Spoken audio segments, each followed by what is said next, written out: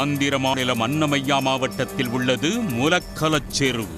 ஊருக்கு வெளியே இருந்த ஒரு குடோனை போலீசார் சுற்றி வளைத்திருந்தனர்.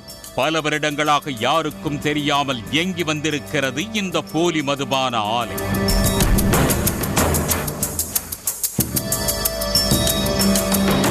மார்க்கெட்டில் புழக்கத்தில் இருக்கும் பிரபலமான அனைத்து பிராண்டுகளின் பெயரிலும் எங்கு போலி மதுபானம் தயாரிக்கப்பட்டு ஆந்திரா முழுவதும் உள்ள ஒயின் ஷாப்புகளில் விற்பனை செய்யப்படுகிறது.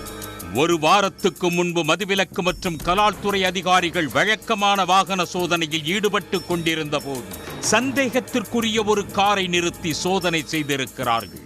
அதில் பிரபலமான பிராண்டுகளின் பெயரில் மது பாட்டில்கள் இருந்துள்ளன.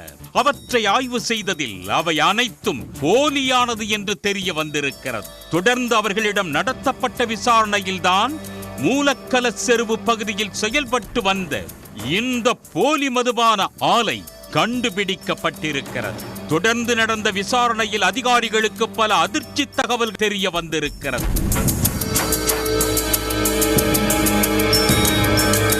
இந்த ஆலை ஆந்திராவின் ஆளும் கட்சியான தெலுங்கு தேச கட்சியின் நிர்வாகிகளுக்கு சொந்தமானது என்று சொல்லப்படுகிறது.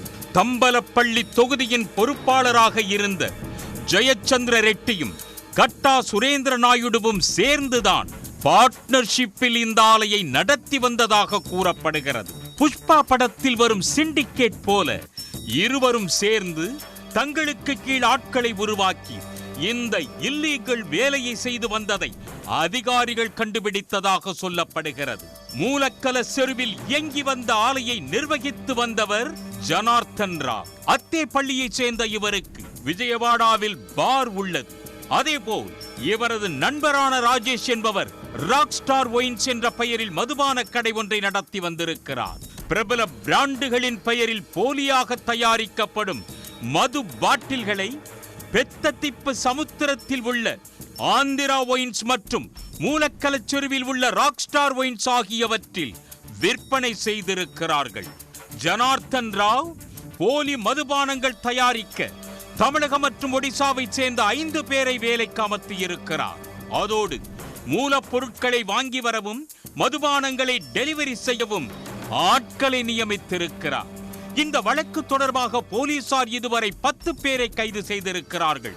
மேலும் வெளிநாட்டில் தலைமறைவாக இருக்கும் ஜனார்த்தன் ராவையும் அவரது கூட்டாளிகளையும் கைது செய்யும் வேலையில் இறங்கி உள்ளனர். இந்த சம்பவம் தொடர்பாக ஆந்திர முதலமைச்சர் சந்திரபாபு நாயுடுவை சந்தித்து போலீசாரும் அதிகாரிகளும் விளக்கமளித்துள்ளனர். கட்சியை சேர்ந்தவர்களுக்கு இந்த வழக்கில் தொடர்பு இருப்பதை அறிந்ததும் ஜெயச்சந்திர ரெட்டியையும் கட்டா சுரேந்திர நாயுடுவையும் சந்திரபாபு நாயுடு கட்சியை விட்டு நீக்கி இருக்கிறார். இந்த சம்பவம் தொடர்பாக அனைத்து கோணங்களிலும் விசாரித்து இதில் சம்பந்தப்பட்டவர்கள் மீது கடுமையான நடவடிக்கை எடுக்குமாறு அதிகாரிகளுக்கு முதலமைச்சர் அறிவுறுத்தியுள்ளார்.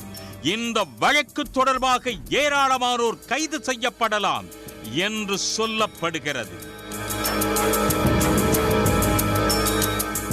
உடனுக்குடன் செய்திகளை தெரிந்து கொள்ள சன் நியூஸ் பெல் ஐகானை கிளிக் பண்ணுங்க.